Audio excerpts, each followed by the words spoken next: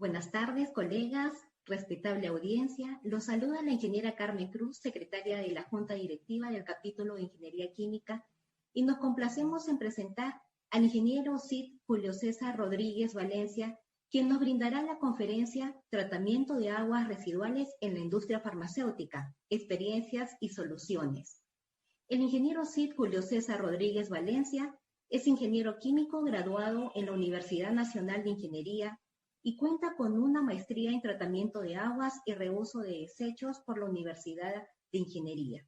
Se ha especializado en control de procesos con diversos diplomados en instrumentación y control de procesos y en procesos de refinación de petróleo y gas en la UNI, y en aplicaciones especializadas en tratamiento de aguas, instrumentación de procesos y gestión comercial.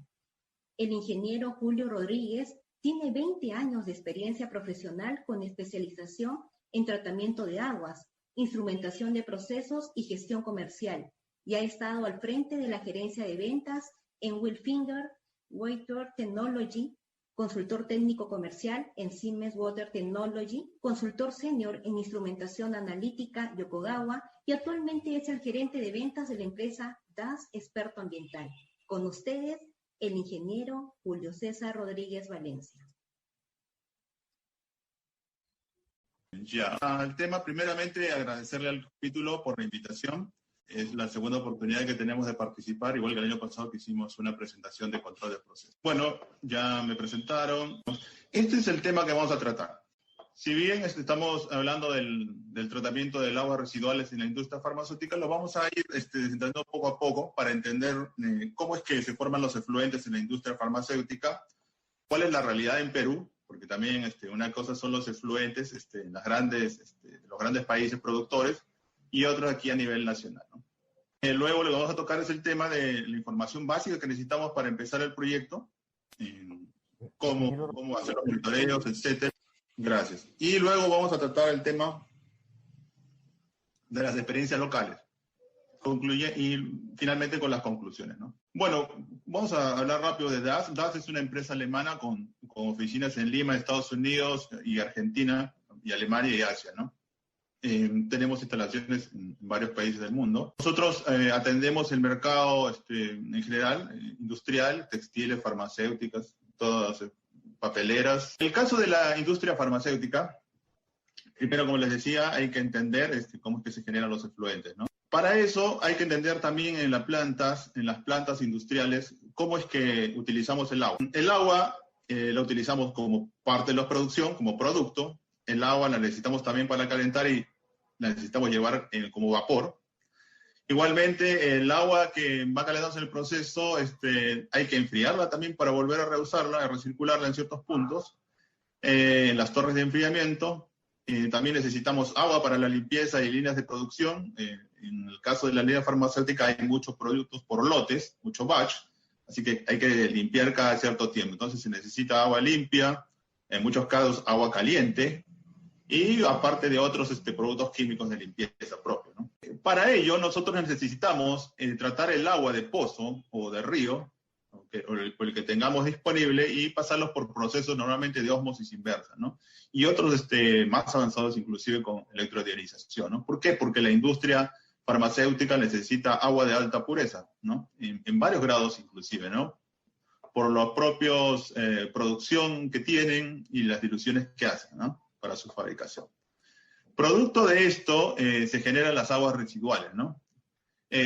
O antes de eso también hay, en paralelo, hay muchos residuos sólidos que son dispuestos digamos, con las empresas EPS y finalmente en los rellenos para este tipo de residuos, ¿no? Las plantas de aguas residuales lo que hacen es tratar el agua y finalmente vertirlo según la norma que aplique, ¿no? Y se genera un lodo, y ese lodo también es dispuesto como una empresa prestadora de servicios de residuos sólidos, ¿no? Hay que tener claro siempre, para cuando vamos a construir una planta, tener claro qué legislación vamos a cumplir, dónde vamos a disponer nuestras aguas ya tratadas, ¿no? O en el caso de que podamos usarla para riego, qué norma cumplir, o si necesitamos reusarla, ¿no? En el caso de la industria farmacéutica es un poco complejo este punto porque hay siempre el tema de ciertos contaminantes que pueden ser complicados, ¿no? Entonces hay que estudiar bien ese caso, ver qué tanto podemos rehusar, ¿no? Si nos vamos a las clases de productos farmacéuticos, una manera de clasificarlos es del tipo medicinal, diciendo que sus sustancias, cuáles son las sustancias medicinales activas. Estas son las que, a través de la investigación y desarrollo, los grandes laboratorios a nivel mundial comienzan a crear, y son las que hacen el trabajo, ¿no? El trabajo curativo, en sus diferentes maneras, ¿no? Ya sea en forma de antibióticos, agentes desinfectivos y otros, ¿no? Inclusive para tratar el cáncer, ¿no? Y hay varios tipos de esto. Hay del tipo biológico también, en el cual se desarrollan sueros a partir de la sangre, vacunas, toxoides, antígenos. Y hay del tipo botánicos también, ¿no? Que le llaman por morfina, reserpina, quinina, y otros productos que también nosotros fabricamos como parte de nuestra cultura, ¿no? Con las plantas y el desarrollo de todo eso, ¿no? Otra manera de clasificar a los productos farmacéuticos es por el tipo de proceso productivo. Para ello, hay plantas de las grandes industrias farmacéuticas, los grandes laboratorios tienen plantas de fermentación para desarrollar las moléculas esenciales, ¿no? Que son la base de estos compuestos, ¿no? Hay mucha síntesis orgánica, hay mezcla de estos de orgánicos sintetizados y fermentación, y hay plantas de producción biológica, ¿no? Para vacunas y antitoxinas, ¿no? Como las que estamos viendo. Luego, finalmente, hay otros laboratorios que lo que desarrollan es el mezclado de medicina, ¿no? A partir de las moléculas base y los compuestos que son activos, ¿no? Químicamente activos que hacen el tratamiento, ¿no? Entonces, a partir de eso, se toma, bueno, vamos a pensarlo así, se hace una especie de dilución, se acompaña con otros componentes que son más de relleno, ¿no? Y excipientes, y forman varias presentaciones, tabletas, cápsulas, soluciones, etc. Otra manera de clasificar, bueno, esto ya viendo en la legislación peruana, los clasifica también por productos innovadores, ¿no? Que son productos de la investigación científica. Les toma mucha inversión, hay mucho dinero en medio y, bueno, hay grandes ganancias también. Luego están los productos genéricos. Los genéricos vienen a ser los productos que son desarrollados a partir de los principios activos y que aprovechan que, por ejemplo, los productos innovadores cumplan su periodo de patente, ¿no? Después del tiempo de patente aparecen los genéricos de tipo. Y luego están los genéricos con marca, ¿no? Que aprovechan lo mismo, pero son desarrollados a partir de un buen marketing, ¿no? En el cual ya le ponen un nombre específico, por ejemplo, a la amoxicilina, ¿no? Le da un nombre a amoxil, por ejemplo, y ya pueden vender. Entonces se hace mucha promoción y son desarrollados por varios canales, ¿no? Incluso con los médicos mismos, ¿no? Recomendando. En Perú, nosotros tenemos hasta este punto desarrollado, en mezclado de medicinas. Las moléculas base, los principios activos, los productos, no los desarrollamos en Perú. Y justamente son esta parte de tipos de componentes y compuestos que son bien complicados de tratar, ¿no? Entonces, nosotros, si tuviéramos que tratar esto de aquí, tendríamos que pensar directamente en combinaciones de tratamiento con, por ejemplo, oxidación avanzada, ¿no? Y otros tipos más especiales, ¿no? Esto normalmente vienen de China, Estados Unidos o la India, ¿no? En Sudamérica estamos más en el tipo 5, aunque también en grandes laboratorios, en grandes plantas, hay en Argentina y en Colombia, ¿no? Que tienen parte de este desarrollo, ¿no? Si nos vamos como decía, a la SUNAT o al DIGEMIN, y bueno, vemos la clasificación, vemos las importaciones. Esto, por ejemplo, son los productos farmacéuticos importados, ¿no? Y esto es lo que nosotros tenemos de producción. Como ven, son tabletas, inyectables, son desarrollos a partir de ya los productos base, ¿no? Los principios activos, como les decía. Aquí también hay que entender la problemática. justo ayer escuchaba la presentación de Aladir, y parte de esto era el tema de la contaminación por estos tipos de productos, ¿no? Y justamente, bueno, en el uso de las personas, pues pasa por su propio metabolismo y comienza a evacuar, ¿no? Y eso termina en las plantas. La otra manera de que llega así, hay desperdicios, es también a través de los residuos, ¿no? Que quedan como medicamentos fuera de fecha, pero que terminan en botaderos o en sitios no adecuados, ¿no? Aquí en Lima sí hay una o dos empresas que tratan muy bien esto y tienen rellenos para este tipo de residuos farmacéuticos, ¿no? En provincias las cosas es un poco más complejas, ¿no? Bueno, si nos vamos a los aguas residuales farmacéuticas, una manera también de clasificarlas y ver los valores de su efluente, incluso hay valores mucho más altos que 10.000 miligramos por litro, hay 30.000, 50.000, 500.000, ¿no? Estos son valores referenciales así rápidos, pero nos dan ya una idea de lo complejo que es. El punto es que también estos compuestos, en la legislación peruana no está muy desarrollado, ¿no? Cuando vamos a los principios activos, o sea, como componente específico, si yo veo, por ejemplo, un BMA, yo no voy a encontrar amoxicilina, por ejemplo, ¿no? O sea, componentes como esos, ¿no? Eso no hay. Es justamente lo que decía ayer Aladir. Entonces, nosotros lo englobamos en este tema, en DQO, ¿no? En la demanda química de oxígeno, ¿no? Y a partir de aquí es como uno ya comienza a mirar para tratar, ¿no? Hay que entender también que parte de esa DQO es biodegradable, que es la que puede desarrollarse con tratamiento biológico, y hay otra que es no biodegradable, ¿no? Que necesita otro tipo de proceso. Si nos vamos directamente a la producción en Perú, qué componentes trae para entender un poco de qué están compuestos esos efluentes, nos damos con que hay azúcar, jarabe de maíz, lactosa, calcio, porque no solamente los grandes laboratorios farmacéuticos fabrican las medicinas, que tienen estos procesos que indicaba anteriormente, sino que también producen bebidas rehidratantes, ¿no? Ustedes han visto para cuando tiene cólera o quieres recuperar ¿no? Los electrolitos, hay bebidas rehidratantes. Y incluso energizantes, ¿no? Y hay otros también, hay otras líneas de efluentes que vienen de los propios productos cosméticos, porque estos grandes laboratorios también comienzan a crear cremas, ¿no? Ungüentos, ¿no? Que también son usados como cosméticos, ¿no? Y como decía, hay estos componentes, hay talcos, tierras que son rellenos, y otros que son usados en el propio proceso y son también parte del desecho, ¿no? Agua, glicerina, aspirina, entre otros, ¿no? También hay mucha agua caliente porque hay que limpiar las líneas con agua caliente en los procesos de desinfección y limpieza, ¿no? Hay soluciones de limpieza, por ejemplo, ácido peracético es muy usado y es bien complejo de manejar también. Y también hay mucho agua de rechazo de ósmosis, ¿no?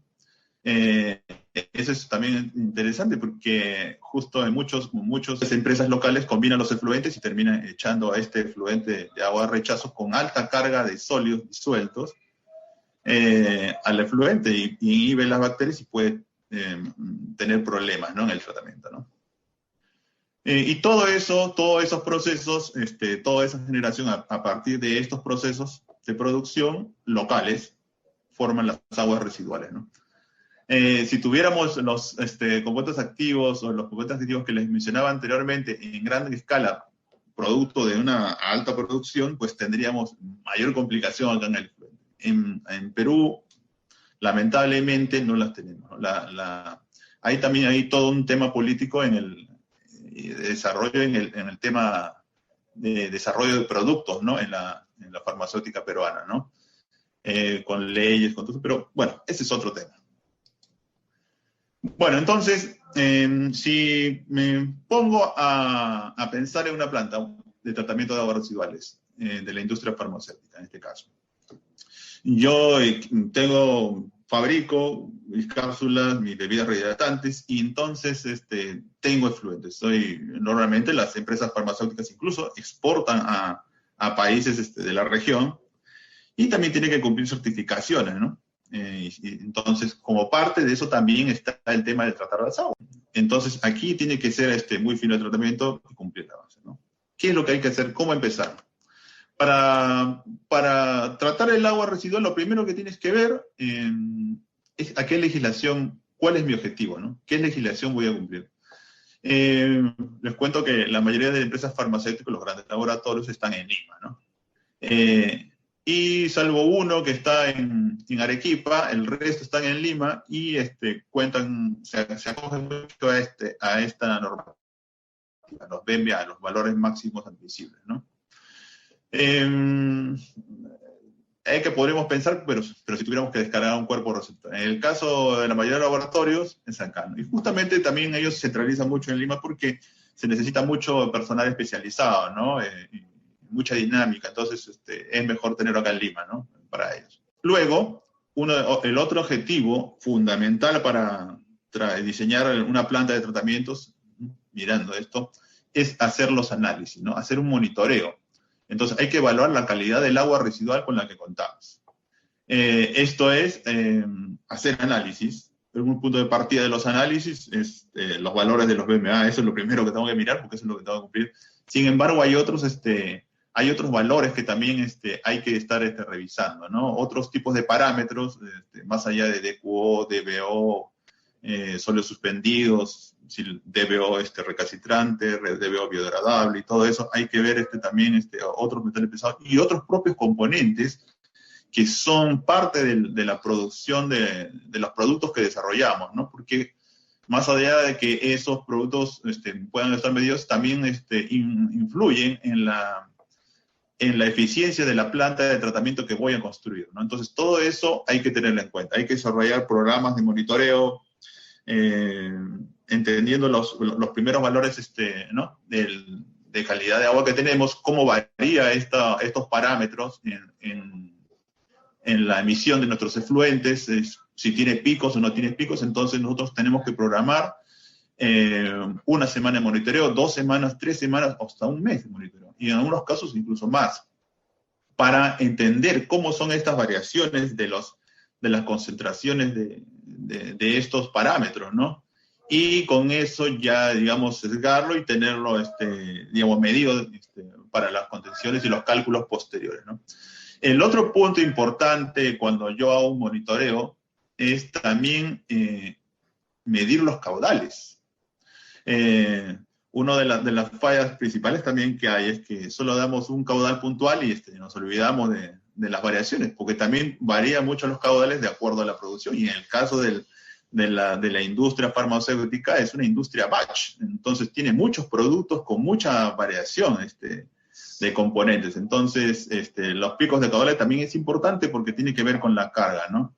Por ejemplo, un caso típico son cuando haces limpieza y sanitización, no solamente en esta industria, sino también en la de alimentos, ¿no? Hay que limpiar líneas por los tipos de productos batch, y cada vez que yo hago una limpieza descargo esos efluentes a la línea de la planta de tratamiento, ¿no? Y impacta con un fuerte pH, ¿no? O bajo pH, y altera toda la flora de microorganismos en un tratamiento biológico, si lo tuviera, ¿no? O altera incluso la misma carga. Entonces todo eso me mejora, ¿no? Yo puedo, si no considero esos picos, esas cargas de caudal o de carga de contaminantes, puedo subdiseñar, ¿no? Tener un diseño debajo de las necesidades reales que tengo. O puede pasarme lo inverso, invertir en una planta costosa que al final incluso me devuelve también los problemas, porque el hecho de que sea más grande la planta no quiere decir que va a tratar mejor, ¿no?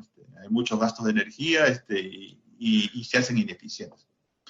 El otro punto importante cuando yo hago el monitoreo o voy a recolectar los datos iniciales es obtener el diagrama de flujos. Porque no es una sola corriente la que al final aparece de efluente. Ese es como le llaman end of pipe, ¿no? O sea, solamente es el efluente al final de la tubería.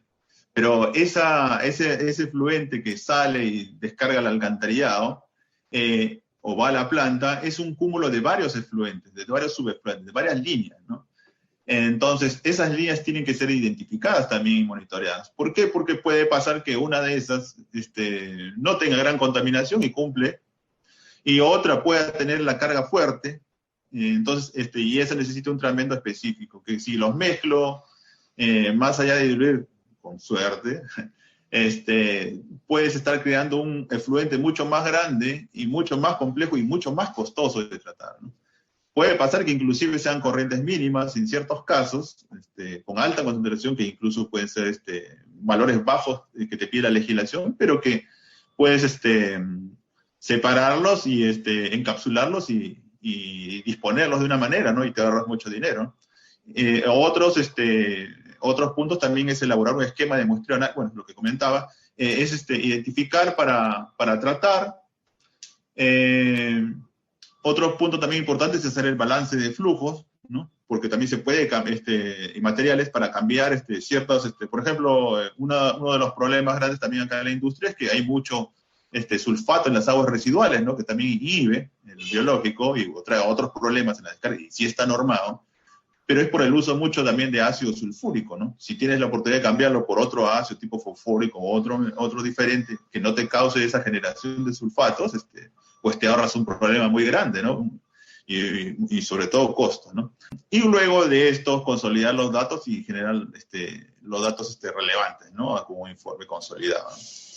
Estas fotos, por ejemplo, son, a veces hay que dejar periódicamente, se utilizan muestreadores como el de la esquina inferior izquierda, ¿no? Que te colectan un mes, 2 meses, ya incluso de manera refrigerada, ¿no?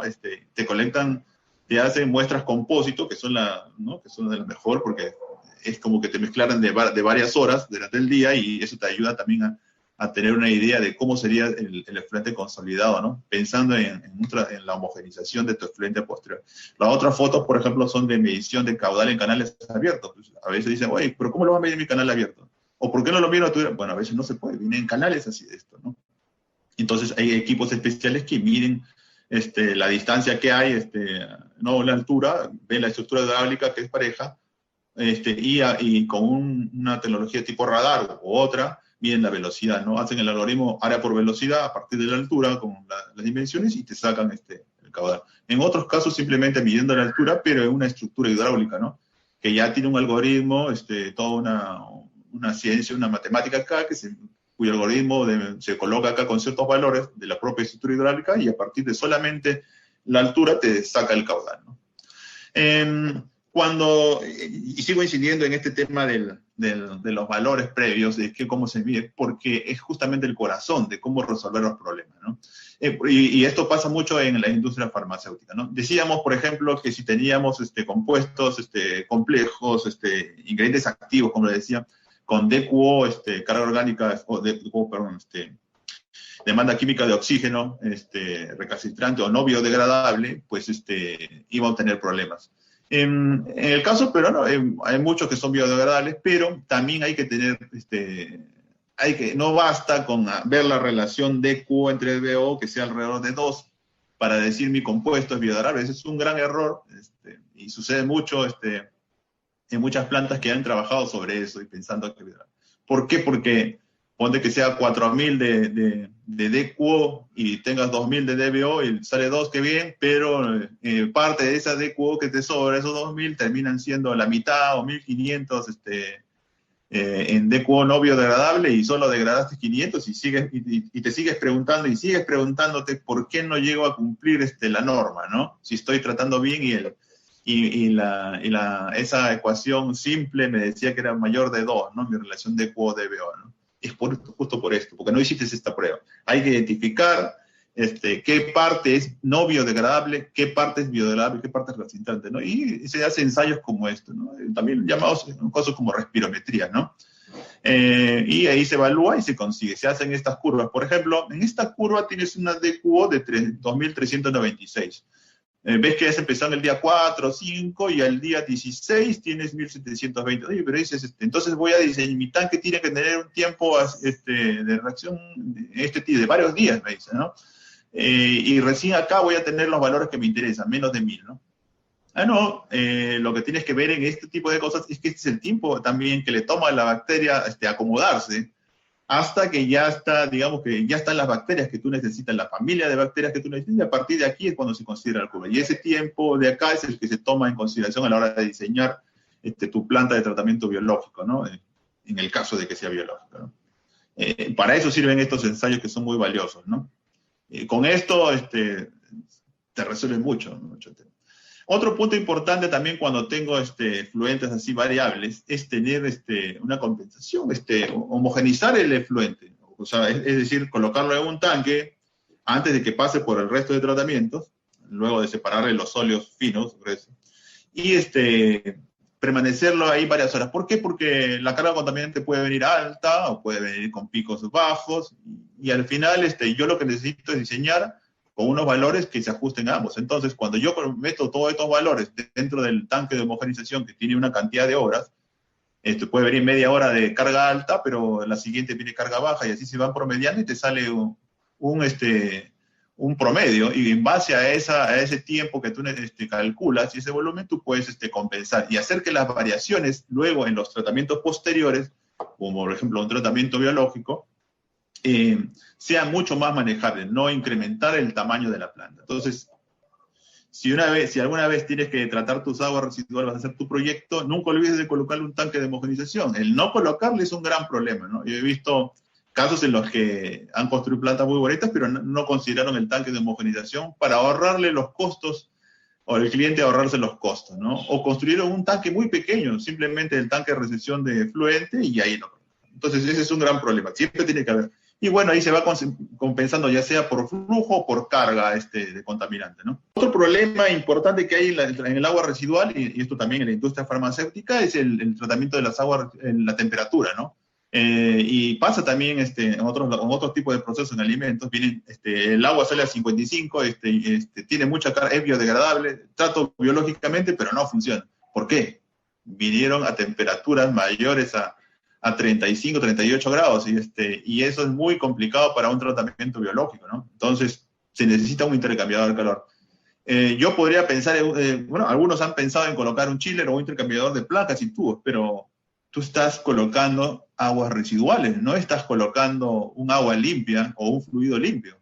¿Eso qué pasa? Va a formar películas en el intercambiador y se va a atorar, o en el mejor de los casos va a formar películas, pero esas películas van a ser aislantes térmicos, y toda la eficiencia de remoción se va en pocas horas, y después desármate de haber un intercambiador de placa y tubos, ¿no? ¿Cuánto demora? Y ahí lo vas a tener tirado. Tremenda inversión para nosotros. En DAS, por ejemplo, tenemos este tipo de intercambiador de calor, que son como anillos concéntricos por las placas de acá, pasa el agua a enfriar, que bien podría ser el agua de caldera, el agua previa a entrar a la caldera, el agua tratada, recuperas energía y te ahorras, y el intercambiador se paga solo, ¿no? Pero es una muy buena solución, ¿no? Cuando yo voy a tratar mis aguas residuales, ya bueno, tenía los datos anteriores. Hay otras consideraciones que también hay que ver, como en la llave en planta, los espacios, todo eso, ¿no? Que luego ya podemos ir viendo. 45 minutos es un poco de tiempo perspectiva, pero se va entendiendo, ¿no? Tenemos que hacer esta etapa, que es la que comentábamos, análisis conceptual. Hay que hacer a escala laboratorio, y luego, cuando son bastante complejos los efluentes, tienen mucha variedad, hay que hacer las pruebas piloto, porque hay que entender el comportamiento ya a escala industrial, ¿no? Cómo es que se comporta el efluente, ¿no? Siempre hay otras variaciones. Luego ya la ingeniería básica, la detalle, el montaje y la construcción, ¿no? Entonces, para seleccionar la tecnología tienes que encontrar el criterio de descarga, ¿no? ¿Cómo lo voy a hacer? ¿Qué es lo que tengo? ¿Cuál es mi objetivo? ¿Qué voy a cumplir? Si voy a pensar en rebusar, o qué parte tengo que entender. Y para eso tengo que entender el origen de mi efluente, el origen del agua, ¿no? ¿Qué constituyentes tiene el efluente, ¿no? Y con eso ya escoger las tecnologías, ya sea primario, secundario, terciario, físico-químico, natural o oxidación avanzada, ¿no? Pero tienes que tener esta información. Yo he visto, por ejemplo, varias veces me han preguntado, mira, me da un análisis de agua puntual de una fecha de hace 2, 3 años. Y me dicen, construyeme la planta. ¿Cómo podemos construir si no sabemos cómo viaja esa agua? E incluso si ha habido nuevas corrientes, nuevos productos que se desarrollan y han traído otro tipo de contaminantes y otro tipo de carga, ¿no? Eso hay que entenderlo muy bien. Y bueno, hay varias tecnologías que puedes ir desarrollando, escogiendo a partir de lo anterior, ¿no? Con los criterios, ¿no? Ya si tienes pH, empezar a neutralización, sólidos suspendidos, ¿no? Separación, un cribado, remoción de arenas, biológicos, grasas de aceites, ¿qué tecnología? No vas escogiendo. Si hay refractarios, ¿no? En la de cubo vas a oxidación, acá también oxidación avanzada, hay que poner. Y en otros casos, incluso llegar a pulir con reversa ósmosis inversa, ya cuando quiero remover los sólidos disueltos, ¿no? que también puede ser una solución, aunque es muy, muy cara, para separar esos compuestos, ¿no? Que son difíciles de separar, pero muy, muy caro. Cuando yo veo, tengo un proyecto, no solamente tengo que ver cuánto me va a costar el costo capital de la planta, solo pensar en el CAPEX, ¿no? Cuando yo compro una planta, y sobre todo en el tema de las plantas farmacéuticas, tengo que pensar en otros costos, ¿no? Más allá de la depreciación, los préstamos, todo y la vida útil que tenga el costo capital, porque tampoco puedo comprar, quiero que me dure años. Tengo que pensar en los costos de mantenimiento, los costos operativos de mano de obra, energía, consumibles que tiene la planta, y también los desechos que me generan. Hay tecnologías que te generan más lodos y otros que te generan menos lodos, ¿no? También tengo que pensar en el tema de los, cómo deshidratarlo más para tener los lodos, inclusive pueden, llegan con el 1% y lo puedes deshidratar al 20, 25, 30%, incluso más en unos casos, dependiendo del efluente, pero la cantidad de agua que separas es mucha. Por ejemplo, si antes podías usar 10 camiones para llevarse los sólidos y pagar por esos 10 camiones, ahora solo usarías uno, ¿no? Colocando una centrífuga, una prensa de lodos, un filtro prensa, ¿no? Todos esos detalles hay que considerarlos a la hora de ver tu proyecto de tratamiento de agua. Y llegamos a la etapa de experiencias y soluciones durante la presentación. Hay que recordar que hay que considerar una buena caracterización para un buen diseño. El secreto del tratamiento de las aguas justo está en las etapas previas, ¿no? En la caracterización, en los programas de monitoreo y todos los criterios que deben considerarse para obtener una data consistente que nos den el alcance necesario para hacer un buen diseño. En esta parte presentaremos dos casos, ¿no? Un caso en Argentina y otro caso en Perú. Lo presentamos así porque son casos que nos van a tocar de común en estas soluciones, en este lado de Sudamérica, ¿no? De nada serviría presentar una solución de un país de Europa, porque la realidad es las fábricas de los grandes laboratorios farmacéuticos no tienen los mismos procesos, ¿no? Como les decía, justamente uno de los problemas principales son los ingredientes activos, ¿no? Que requieren oxidación avanzada, ¿no? Y una mezcla de varios de esos tipos de procesos, ¿no? Fentón, peróxido con ultravioleta con ozono con peróxido, y una mezcla de ellos, incluyendo otros procesos más que se pueden ir complementando como el tratamiento biológico, ¿no? En el caso de este lado de Sudamérica, al no tener esa fabricación de esos ingredientes activos, nos vamos por un tipo de fluido o efluente biodegradable. Y tenemos el caso, por ejemplo, de Argentina, ¿no? Es un proyecto que manejamos hace un año, empezamos. Ellos tenían ya una planta existente y lo que se les hizo fue un upgrade. Tenían, como se aprecia en el gráfico, un caudal de 30 metros cúbicos por día. El problema estaba en la DECUO, ¿no? Que llegaba a valores de 3.500 miligramos por litro, ¿no? La idea acá es una ampliación de la capacidad existente, ¿no? Y una nueva distribución o redistribución de los procesos. Si vemos el gráfico, vemos la parte posterior de la planta, en el cual se ve el reactor 1, el reactor 2 y el ecualizador. Ese era lo que era la planta, ¿no? Habían diseñado anteriormente estas etapas, pero de manera poco eficiente, ¿no? Tal que, por ejemplo, en donde es ahora el ecualizador, como está nombrado, habían instalado un tanque clarificador, ¿no? Y el tanque clarificador era básicamente un cubo grande, donde no tenía una concavidad o una base cónica, como la que se ve en el tanque de la izquierda. Y al ser veramente plana, pues los sólidos se sedimentaban de manera irregular, ¿no? Y la bomba que succionaba el lodo no hacía su trabajo porque no encontraba el lodo, ¿no? El punto donde estaba depositado. Es más, se tuvieron que colocar otras bombas, es lo que nos comentaban, para extraer esto. Llegaba un punto en que la capacidad de extracción era mayor al caudal producido en la planta, ¿no?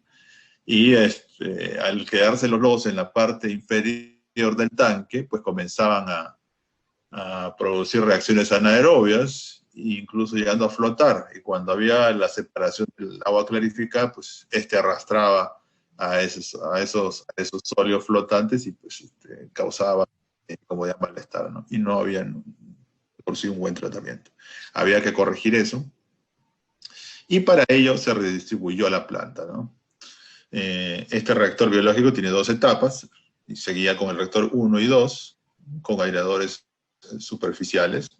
El tanque clarificador secundario se convirtió en el tanque ecualizador, donde finalmente donde reciben los efluentes. Ahí ya justamente la parte plana ya no se influye, se colocó un mezclador para mantener en movimiento y con una buena homogenización al efluente. Y de ahí se pasaba recién al reactor 1 y luego al reactor 2, ¿no? Que son el tratamiento biológico. Luego de eso pasa al clarificador secundario que vemos en la mano izquierda, de la pantalla, y ya es un clarificador de tipo cónico, ¿no? Ahí ya es mucho más sencillo hacer la separación del lodo por la parte inferior. La propia cavidad lo lleva y lo concentra en esa etapa, y unas bombas succionadoras del lodo son las que trabajan en ese punto, ¿no? El efluente clarificado ya va a un tanque de almacén. Asimismo, esa fue la etapa que se incluyó, luego la redistribución, y también se colocó un tanque, el tanque naranja que ven ahí. Se hizo las modificaciones y sirvió de tanque de almacenamiento de los lodos, ¿no? Ahí mismo, de ese tanque se bombea a un tanque pequeño que está al centro, que viene a ser un tanque de floculación. Se adicionan los productos químicos, coagulante, floculante, para hacer las correcciones. Si ven, hay cuatro tanques de almacenamiento de productos químicos. Los otros son urea y un suministro de fosfatos a la planta, ¿no? Para que se regule justamente la cantidad que les decía anteriormente de la proporción de materia carbonácea, nitrógeno y fósforo, ¿no? El nitrógeno es provisto por la urea y los fosfatos, bueno, dan la parte de fósforo que se necesita, ¿no? Para que las bacterias trabajen de manera eficiente, ¿no? Aquí un detalle interesante, ¿no? En este caso, Argentina tiene bajas temperaturas en su invierno, no es como en Lima, y pueden llegar a valores de 8 grados, y eso es muy perjudicial para un tratamiento biológico. Entonces, aquí en el tanque reactor 1 se está acondicionando un calentador, ¿no? Tipo resistencia, para que caliente ese efluente y lo lleve a 20 grados, ¿no? Entonces ya no van a tener los problemas de bajas temperaturas, ¿no? Y puede haber un buen tratamiento biológico. Si bien en el gráfico no se aprecia, el lodo ya floculado y tratado, preparado, es enviado a un filtro de prensa, ¿no? Donde está acá al costado de la sala de operaciones, detrás de esa pared, ahí está el filtro de prensa. Y básicamente ese fue el trabajo, ¿no? Hacer las modificaciones, la redistribución y colocar estas nuevas etapas. Muchas plantas, y también acá en Perú pasa mucho, y en Sudamérica, ya hay plantas existentes. Alguien ya hizo una primera etapa, digamos, piensa un tratamiento primario, o hizo un tratamiento para una determinada capacidad o momento, ¿no? De efluentes, ¿no? En el que producían una cierta cantidad de productos, pero con el tiempo fueron expandiendo la producción, ya sea en caudal o con nuevos productos, y eso cambia el efluente y sus concentraciones. Entonces, es necesario hacer un upgrade, ¿no? De eso. Otros en DAS hacemos ese tipo de servicio, ¿no? Previo estudio, ¿no? Este es un diagrama de flujo para entender de una buena parte de las etapas, para entender cómo es que está distribuido, pero básicamente lo mismo que decía. Había un tanque, un pozo de bombeo, se envía el efluente al tanque ecualizador, va por esta línea superior violeta y llega al ecualizador. Ahí hay un agitador para hacer una buena mezcla, luego reenvía al reactor 1 y así mismo al reactor 2, ¿no? Y vemos ahí que esta calefacción para calentar en el reactor 1, esta a su vez termina y alimenta al reactor 2, ¿no? Están las bombas dosificadoras de urea y de ácido fosfórico, para el tema de los nutrientes, ¿no? Que equilibran el tratamiento y dar la eficiencia. Si nos vamos a los valores, aquí hay una tablita en la cual nos habla de los valores de ingreso a mediados del 2019. Vemos los valores de DQO, que son los que más nos interesan. Y vemos también los valores de ingreso a fines del 2019, ¿no? Esto ya nos da una idea de dónde va el problema, ¿no? Igual vemos los valores objetivos de la planta de tratamiento. Son algo similares a lo que tenemos con unas diferencias en los BMAs. Esta es la legislación que aplica ya en Argentina. Y estos son los valores, en la columna verde, son los valores obtenidos en la fecha, ¿no? En las pruebas que estamos teniendo. Y como vemos, la DQO baja hasta 200. Este es porque el fluente es biodegradable, ¿no? Es una DQO biodegradable. Si la DQO no fuera biodegradable, entonces tendríamos problemas. Tendríamos que hacer una evaluación, revisar nuevamente y hacer pruebas en laboratorio, ¿no? Para hacer pruebas de oxidación avanzada, como les decía, probar con ozono, probar con fenton, probar con peróxido, con ultravioleta, o la combinación ultravioleta ozono, ultravioleta peróxido, y así ir probando hasta encontrar que podemos remover y convertir esa DQO recalcitrante o no biodegradable, ¿no? Llevarlo a un mejor estado, en el cual con etapas posteriores, que podría ser tratamiento biológico, terminar el tratamiento, ¿no? Pero así es como se presentó el problema ya, ¿no? Y los resultados van muy bien, ¿no? Son excelentes para decirlo. Estas son unas fotos de el efluente, cómo va progresando en los reactores, ¿no? Reciben 2.500, los tratan, llegan a 1.000 hasta el segundo reactor, y a la salida del reactor ya del clarificador tenemos una DQO de 130, ¿no? Y la sedimentación, los sólidos sedimentales a 30, llega a 0, ¿no? 30 minutos. Otros puntos interesantes en ver también el tema de cómo se instala, cómo llegan los equipos, ¿no? Muchas veces en planta no basta con verlo todo en el plano, tienes que ver también la disposición, el espacio que se tiene en planta, ¿no? Como les decía, hay muchas plantas que ya están construidas y hay que hacerle un upgrade, ya sea por cambios de flujo, porque aumentó la producción, por mayor demanda o por nuevos productos. Entonces, hay que acondicionarse al espacio que se tiene, ¿no? Y bueno, hay que ver la mejor distribución. Aquí, por ejemplo, este es el tanque floculador de lodos que comentábamos. Esta es la bomba justamente de lodos, una tornilla abajo. El tanque de almacenamiento de lodos que está más al fondo. Esta es la vista de la derecha, es una vista desde arriba, cómo es el tanque, cómo es el diseño. En este slide vemos también el tanque sedimentador secundario. Es interesante el tema también de montaje, ¿no? Todos los temas de seguridad, todas las coordinaciones que hay que hacer. Uno diseña y parece muy, muy simple todo, ¿no? Pero cuando uno va a montar este tipo de plantas, se encuentra con otros obstáculos, ¿no? Y hay que tener otro tipo de skills también para llevar a cabo esto, ¿no? Hay que hacer muchas coordinaciones, ¿no? Pedir muchos permisos. A mí me pasó una vez que teníamos que montar la carpa o el tono protector de un clarificador secundario de 15, 20 metros de diámetro y era muy, muy grande, ¿no? En medio de la ciudad, y había que estar ahí, ver los permisos, hacer un trabajo un día domingo, mantener todo el tema de seguridad, y son varios detalles, ¿no? Y aquí, bueno, se ve algo así parecido con este tanque, ¿no? Que hay que colocarlo justo en este espacio, ¿no? Como les decía, hay que acondicionar también el espacio. Si ven, se ha hecho más abajo del piso para que esté a cierto nivel, ¿no? Hay que entender que las plantas no solamente está el tema del proceso, sino el tema hidráulico. Cómo avanza el efluente y puede pasar de un proceso a otro gastando menos energía. Esto es utilizando menos bombas, ¿no? Utilizando la propia fuerza de empuje de la gravedad, ¿no? Siguiendo la secuencia, ¿no? Hidráulica. Aquí justamente en la mano derecha se veía el tanque instalado con efluente, ¿no? Ya en los procesos de arranque, ¿no? Es muy interesante cómo son estas formas, ¿no?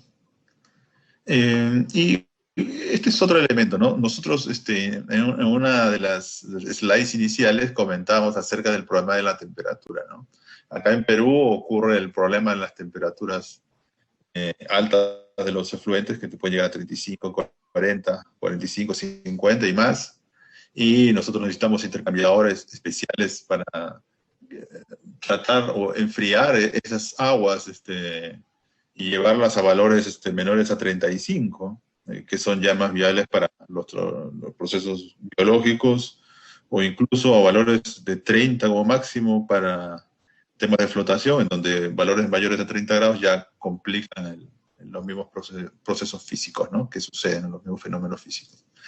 En este caso, en Argentina, como les decía, tienen una temperatura en invierno que llega a los 8 grados, ¿no? Y que es muy complicado para un tratamiento biológico, ¿no? Pero se coloca este tipo de equipo, esta bobina, una forma de resistencia que calienta el efluente, ¿no? Y lo lleva a una temperatura de 20 grados. Todo esto obviamente está regulado por un PLC, ¿no? Nosotros trabajamos, como les decíamos, con Siemens, entre otras marcas. Nos gustan mucho las marcas alemanas. Y sí, y bueno, las plantas que nosotros proveemos son completamente automatizadas, ¿no?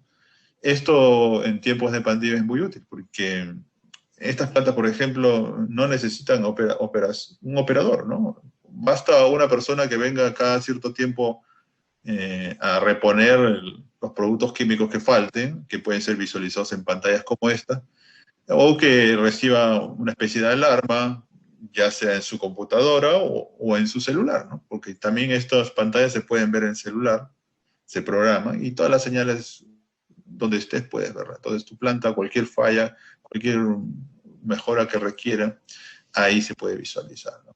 Ahora, es importante también dejar con cierto grado de automatización o lista para seguir migrando y actualizando la planta, ¿no? Nosotros podemos hacer nuevas pruebas, podemos requerir o usar la información que esta planta nos genere, ¿no? O sea, todos esos valores y llevarlos ya a otros modelos de inteligencia artificial en los cuales podamos llevarlo a su punto de mejor eficiencia, ¿no? Bueno, ese es en el caso de Argentina. La otra planta que justamente estamos ya terminando entregando es la planta acá en Lima, en la cual nosotros pensamos también llevarlo a hacer el tipo modelo y, ¿por qué no usarlo para visitas y muestras, ¿no? Algunas plantas piloto también tenemos, por ejemplo, en Senati Lima y Senati Piura, donde también hay parte de nuestra tecnología, ¿no? Y también ellos los usan como demo y parte de la enseñanza, ¿no? Este es el caso, por ejemplo, de la planta de agua residual que hemos hecho para esta industria, de 60 metros cúbicos por día, y la DQO, DQO menores a 4.000. Nuevamente acá, y como en la anterior planta, hay que hacer todo, o como las indicaciones que les decía, hay que hacer todo un trabajo de investigación previa, ¿no? Análisis, ¿no? Recolectar datos, hacer pruebas, ¿es biodegradable, no es biodegradable, qué parte es recalcitrante, que no, cómo varían los... Entonces, bueno, esta es una foto de la izquierda muy interesante, ¿no? Cómo se ve desde un dron arriba la planta en plena construcción, ¿no? Vas llegando a este punto y vas viendo cómo destruye, ¿no? Bueno, esta es una foto ya de la planta ya final, desde un lado de la toma. Esta planta se construyó desde cero, hay un tamizaje de 3 milímetros en este caso, hay una clarificación, bueno, esto viene en etapa secundaria, un MBR, una tecnología biológica, sedimentación y separación de lodo. Si tenemos los valores referenciales, estos son los valores iniciales, tenemos valores de sobre suspendidos totales máximo, promedio, y vemos que el problema básicamente está en la DQO, ¿no? Justamente por el tipo de productos de la industria farmacéutica, ¿no? Y el tipo de productos que tienen, ¿no? Ahora, no todas las, como decía, ellos tienen muchos productos de la industria farmacéutica y varían, no, las plantas no son iguales una de otra, ¿no? Siempre tienen ciertas características en las que hay que ir acondicionándose, ¿no? El objetivo es cumplir el BMA, ¿no? De estos valores, de DQO, sólidos. Aquí nosotros hicimos valores de DBO, ¿no? Con extra, ¿no? Porque había unos datos que ya tenía el cliente. Y calculamos que sí era biodegradable, ¿no? Y ya con eso, en base a eso, avanzamos, ¿no? Los valores, luego hemos hecho, estos son los valores objetivos, las últimas pruebas que hemos hecho, extraoficialmente medimos que tenía en cierto momento 1420 y hemos obtenido 270, ¿no? Pero la planta está preparada para aguantar este tipo, ¿no? Hay todo una serie de programas, algoritmos, desarrollos, que hay mucha tecnología para tratar eso, ¿no? El tema es que la planta también tiene que estar preparada para soportar esas grandes variaciones, ¿no? Ese es el reto en la industria farmacéutica, las grandes variaciones de estos. Por eso es clave identificar cuánto la DBO es soluble y cuánto es particular, ¿no? Que finalmente sale con los lodos, ¿no? La relación DQO-DBO, ¿no? Que hace que yo vaya por un proceso virus. Si esto no fuera, me dijera que no es biodegradable, yo tendría que pensar en, previamente identificando qué parte es soluble y qué particulada, hasta qué punto puedo usar otro tratamiento adicional y luego pasar, por ejemplo, a un biológico, ¿no? O hacer una combinación o seguir con uno, ¿no? Del tipo de oxidación avanzada, ¿no? Y el pH, ¿no? También mantener el rango óptimo, tiene bastante variación de 4 a 10. Y otra cosa en el biológico, como les decía, el equilibrio fundamental, ¿no? De tener la cantidad de carbono, nitrógeno y fósforo. Uno también se puede guiar por las relaciones que te dicen en los libros, ¿no? 100, 10, 1, ¿no? Pero eso está muy bien en el papel, pero las propias pruebas que tú hagas a nivel laboratorio, ¿no? O en simulación, o en el tema, o también a nivel piloto, te dan otros valores, ¿no? Más precisos que esto. Y eso finalmente hace que entre a hacer la solución más óptima, ¿no? No te quedes solamente con los valores que dice el libro, ¿no? Aquí también había un problema con ácido peracético, ¿no? También bastante complejo, pero que se maneja con el manejo del tanque homogenizador y los tiempos y las cargas. Esto, por ejemplo, son algunas fotos referenciales, ¿no? Los efluentes en industria farmacéutica no siempre tienen el color así, ¿no? Varían incluso de acuerdo a la cantidad de productos, ¿no? Puede parecer transparente, pero igual sigue teniendo alta carga de DQO. Incluso un amigo me comentaba que hacía bastante monitoreo, es que había hallado, por ejemplo, el valor de turbidez 0. O sea, el agua se veía cristalina, se veía limpia, y cuando midió la DQO tenía 3000, ¿no? DQO disuelta, ¿no? Ahí está el otro punto. Entonces, todos esos detalles hay que siempre mirarlos, ¿no? No hay que confiar. Este es un diagrama de flujo de lo que sería la solución, un tanque de recepción del efluente, el MBBR, bueno, en MBBR hay muchas características, muchos detalles también a la hora de diseñar. El tanque de clarificación, luego la dosificación química, ¿no? Y el lodo, ¿no? Que se va a separar. Este es uno de los primeros layouts, las fotos que nosotros solemos hacer cuando vendemos nuestras ofertas, por ejemplo, ofrecemos. Acá el lodo, por ejemplo, es curioso, nosotros tratamos con unos filtros de manga, ¿no? Para ciertos caudales como de lodos que se producen como esto, no es necesario colocar otro tipo de equipos que pueden ser mucho. Hemos encontrado que tenemos es un desarrollo que tenemos nosotros, y te trata muy bien el lodo, ¿no? De este tipo. Bueno, no todos los lodos aplican, hay que seleccionar correctamente. Es la sala donde está el soplador. Nosotros usamos el donde están los tableros. Acá, bueno, si bien se ve por fuera, internamente están colocados todos los sistemas de dosificación. Este es el tanque biológico. Este es el tanque de lodos. Este es el tanque de clarificación secundaria, ¿no? Este fue una de las primeras diseños, ¿no? Acá viene a ser el tanque de ecualización, ¿no? Esta zona. Y acá el bolsón inicial, ¿no? Incluso por acá, en esta zona acá, y aunque no se ve, tal vez acá acá está el secado de lodos, integramos en esta etapa una reja. Esto no está en esta foto, pero como decía, es uno de los primeros diseños. Hay una reja, ¿no? Que vamos a ver una foto más allá, autolimpiante, o una malla, tipo un filtro rotativo en este caso, ¿no? También de loción de reja automática. Este es el cuarto de control que decía. Yeah. Ahora, este es un esquema así rápido para una propuesta, ¿no? Pero cuando yo, por ejemplo, cuando voy a diseñar, también tengo que ver cómo va a estar distribuida, ¿no? Tengo que ver el layout de la planta, ¿no? Cómo va a ser la descarga, dónde van a venir los lodos, cómo van a sacar los lodos, ¿no? Los productos químicos, cómo van a entrar, todos esos detalles, dónde está el buzón, qué lado está más cercano, todos esos detalles hay que considerarlo. Y luego está el tema hidráulico, ¿no? Esto, por ejemplo, es el Rotamat que utilizamos, que les decía, para separar los óleos que ingresan al inicio. Si usted ve ese Huberman, igual las bombas son prominent, son de alta calidad. toda la instrumentación, usamos marcas de primera línea. Este en el caso es Endrehauser, pero no tenemos problema de usar otras marcas más de valor equivalente. Los PLC son Siemens, ¿no?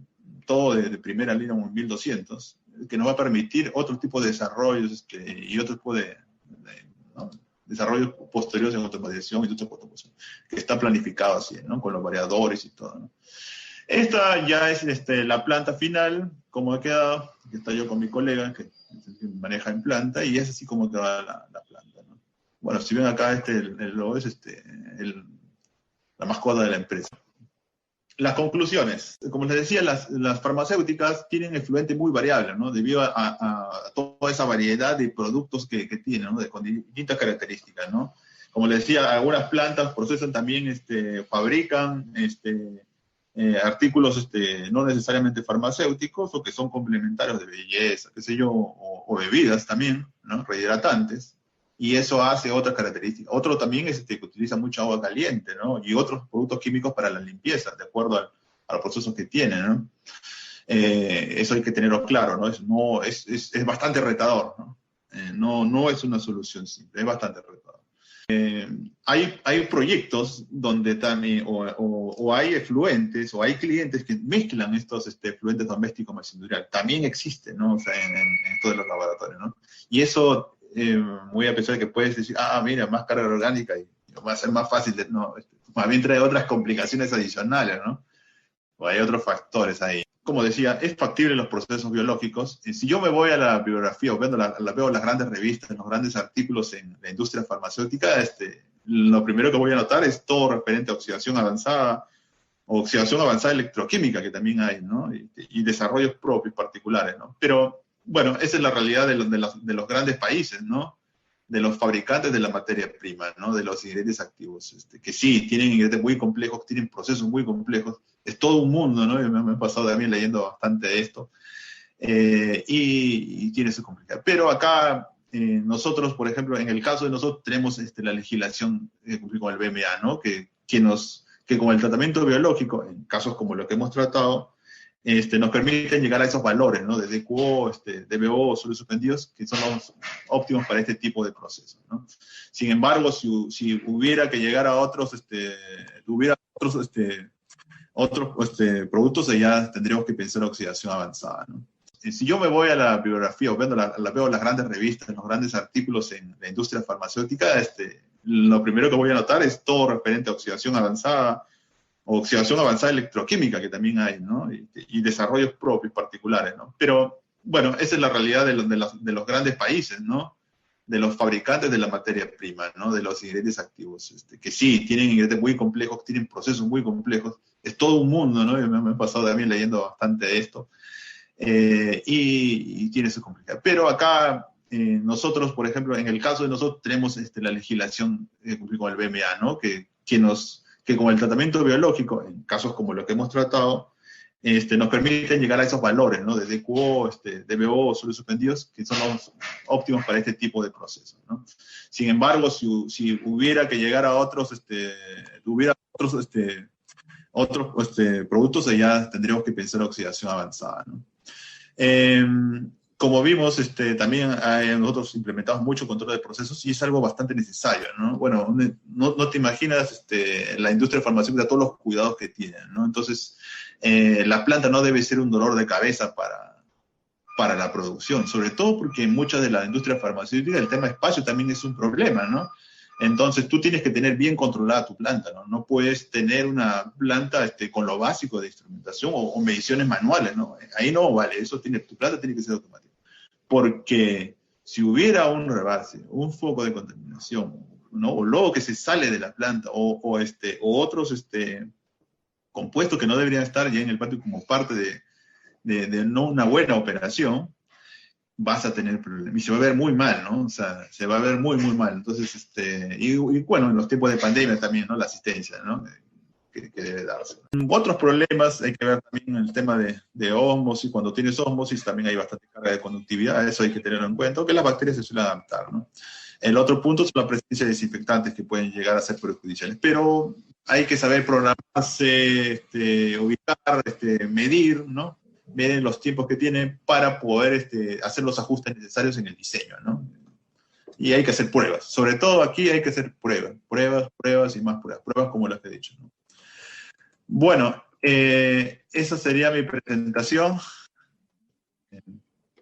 Bien, muchas gracias, ingeniero Julio Rodríguez, por su excelente presentación. La Junta Directiva del capítulo de Ingeniería Química agradece su participación. Muchas gracias.